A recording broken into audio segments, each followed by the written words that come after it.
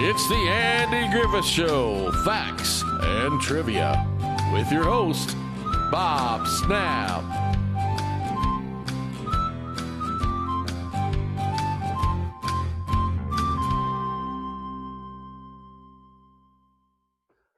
Hi guys, welcome to the Andy Griffith Show, Facts and Trivia. Appreciate you being here. Before we get started, please subscribe. Thank you.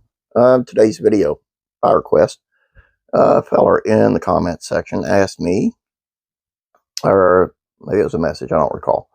But where did the phrase that Gomer used on Barney, "Why don't you go out, run up an alley and holler fish," come from? So I did some digging. Let's take a look. Have you ever heard this phrase? I've heard it, seen it on 3 different shows. The Andy Griffith Show, MASH, and The Ghost and Mr. Chicken. Never knew it was translation, but I knew it was meaning from context. It's a retort to someone who's made you angry, a low heat response among the lines of, "Oh yeah." So where did it come from and what does it mean? Well, given its origins on the Andy Griffith Show set in North Carolina, it was thought that it was Southern origins, particularly when the two exchanges involved Alabama-born actors. Okay, here's some examples. In the 63 Sit-ins and Arrests episode, The Andy Griffith Show, Barney, played by Don Knotts, gives Gomer, Alabama native Jim Neighbors, a ticket for making a U-turn. Gomer, who thought it was undeserved, responds, "You just go up an alley and holler fish." In the 1974 Alcoholics Unanimous episode of MASH, Trapper, played by Wayne Rogers, and Hawkeye, Alan Alda, are on the wagon after Frank dismantled their still. Irritated, Trapper accuses Hawkeye of being glib and always having a retort in any situation.